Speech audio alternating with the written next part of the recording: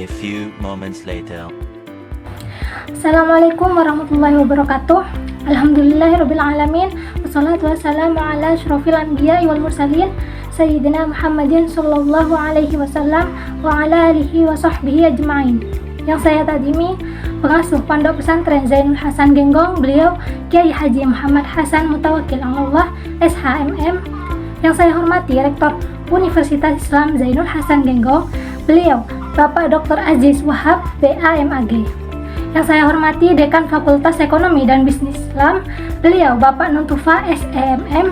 Yang saya hormati Kaprodi Manajemen Keuangan Syariah, beliau Ibu Zahidah Itiasomabila ME. Yang saya hormati dosen pengampu mata kuliah Akhlak Tasawuf, beliau Bapak Sobirin SPDI MPD. Serta yang saya hormati orang tua saya yang selalu mendukung dan mendoakan saya. Yang terakhir, saya hormati teman-teman saya sekalian. Sebelumnya, terima kasih kepada Bapak Sobirin selaku dosen pengampu mata kuliah Akhlak Tasawuf yang telah memberikan saya kesempatan untuk memaparkan resum tugas UAS materi tentang problematika miskin dan kaya. Perkenalkan, saya Uzli Fatil Janah, mahasiswa aktif Universitas Islam Zainul Hasan Genggong, Prodi MKS 5B. Baiklah, selanjutnya saya akan memaparkan materi tentang problematika miskin dan kaya dalam pandangan Islam. Kemiskinan terlahir tak jauh dari masa ketika manusia ada. Ia selalu menjadi problem manusia yang membayang-bayangi kehidupan dari segala zaman. Manusia sebagai makhluk yang lemah sepertinya tidak akan pernah bisa menghapuskan secara tuntas 100% di muka bumi ini. Demikian ini karena Al-Quran diturunkan selain sebagai mukjizat juga berfungsi sebagai petunjuk bagi manusia, khususnya bagi mereka yang bertakwa dalam memecahkan persoalan hidup dan kehidupan dengan tujuan tercapainya kesejahteraan di dunia dan akhirat. Dengan demikian, dapat dinyatakan bahwa baik dalam bidang teologi, tasawuf, fikih, maupun tafsir, konsep kemiskinan merupakan konsep yang parsial. Secara etimologis, kata miskin berasal dari kata zakana yang berarti diam, tenang, mendiami, dan menjadi miskin. Kata miskin berarti yang fakir, rendah, atau hina, yang berarti para pengemis, sederhana, patuh, dan rendah. Sedangkan dalam kamus umum bahasa Indonesia diartikan tidak berharta benda, serba kurang, dan sangat miskin. Seperti disebutkan dalam Al-Quran surah Al-Balad ayat 16 yang artinya orang miskin yang sangat membutuhkan atau orang miskin yang sangat fakir. Selanjutnya digunakan untuk melukiskan keadaan seseorang yang sangat sengsara sehingga ia menutup auratnya dan mengganjal perutnya dengan lumpur. Secara terminologi menurut Nabil At-Tawil, kemiskinan adalah tiada kemampuan untuk memperoleh kebutuhan-kebutuhan pokok. Akan tetapi, batas minimal dari standar kemiskinan tersebut belum terangkum secara jelas dalam definisi tersebut. Nais Mulder mendefinisikan kemiskinan seperti dikutip oleh Ahmad Sanusi, yaitu suatu tingkat kehidupan yang minimal seperti yang ditunjukkan oleh garis kemiskinan yang mengungkap taraf minimal untuk bisa hidup dengan cukup dan wajar.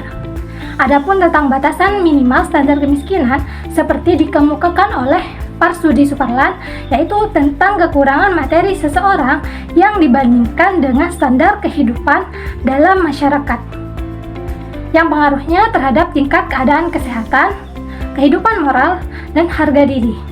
Definisi tentang batasan minimal tentang kemiskinan yang demikian ini masih terlihat abstrak. Prof. Sajokia mengemukakan standar kemiskinan secara kuantitatif yang didasarkan atas kebutuhan beras dan gizi. Selain dari kata miskin, di dalam Al-Quran terdapat kata yang mempunyai arti berdekatan, yaitu fakir. Menurut Rogib Al-Isfani, fakir adalah orang yang berkebutuhan hidupnya primernya belum dapat terpenuhi. Adapun kata kaya yang dalam bahasa Arabia yaitu ghaniya yang berarti kaya atau banyak harta. To free, to want, not to need. Dalam kamus umum bahasa Indonesia, kata kaya berarti mempunyai harta banyak, kaya raya, kaya sekali. Serta terminologi kaya adalah orang yang berkebutuhan pokoknya terpenuhi dan dapat menikmati kehidupan secara layak. Pengertian yang demikian ini, kata kaya dihadapkan dengan miskin dalam kerangka ekonomi. Berdasarkan pengertian di atas, eksistensi miskin dan kaya sebenarnya bersifat relatif. Dalam wilayah tertentu, seseorang dapat dikategorikan kaya, namun di wilayah lain dapat saja termasuk kategori miskin. Kemiskinan adalah kondisi serba kekurangan dalam pemenuhan kebutuhan dasar manusia, yaitu kebutuhan sandang, pangan, papan, kebutuhan akan hidup sehat, dan kebutuhan pendidikan dasar bagi anak-anak. Takdir Tuhan dalam dimensi fisik tidak dapat berbuat lain kecuali mengikuti hukum alam yang melekat padanya. Akan tetapi, dalam dimensi lain, manusia menakdirkan memiliki daya berpikir kreatif, organ tangan yang terampil, kehendak yang dinamis, sehingga manusia bebas berpikir dan menentukan kehendaknya. Namun, fenomena yang terjadi dalam kehidupan masyarakat, kemiskinan dan kekayaan disikapi secara berbeda-beda. Kelompok pertama yang diwakili oleh orang-orang zuhud, pendeta, dan sufi. Kelompok kedua yang dipelopori Jabatiyah. Mereka berpendapat bahwa kemiskinan itu suatu bencana dan ujian kemiskinan dan kekayaan menurut mereka merupakan kehendak dan ketentuan Tuhan untuk menguji manusia. Mereka berpendapat bahwa kemiskinan adalah ujian dan cobaan yang perlu diatasi dan dipecahkan dengan jalan menasehatinya. Mereka memandang bahwa kemiskinan termasuk salah satu bahaya kehidupan. Orang-orang miskin harus bertanggung jawab atas dirinya sendiri tanpa menjadi beban umat, negara, dan hartawan. Kelompok selanjutnya yaitu sosialisme dan marxisme. Takdir bukanlah suatu yang mati tanpa adanya sebuah proses dan dinamika. Kemiskinan dan kekayaan sebagai sebuah fenomena bukanlah sebuah limit keabadian. Akan tetapi, sebagai sebuah realitas sosial, kemiskinan dan kaya selalu melibatkan peranan manusia sebagai makhluk hidup yang berkreasi dengan segenap kemampuan berpikir dan kebebasan berkehendak.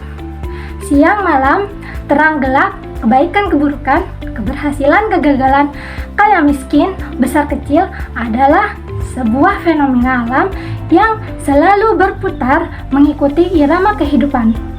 Kesimpulannya, problematika miskin dan kaya merupakan sebuah fenomena yang sebenarnya bukan hanya berdimensi ekonomi, akan tetapi juga berdimensi politik, kultural, dan agama. Dimensi ekonomi dalam miskin dan kaya nampaknya lebih menonjol karena persoalan ini menyangkut hajat hidup seseorang demi kelangsungan dan perjalanan kemanusiaannya di dunia ini. Menakdirkan manusia untuk berpikir progresif dan memiliki kebebasan berkehendak, sehingga mampu membuat dan mencipta baca berbudaya irama kehidupan menjadi dinamis dan bernuansa. Kesempurnaan hanyalah sebuah limit menuju eksistensi kehidupan yang lebih abadi. Sekian dari saya, kurang lebihnya mohon maaf. Wassalamualaikum warahmatullahi wabarakatuh. Oke teman-teman, terima kasih sudah menonton videonya.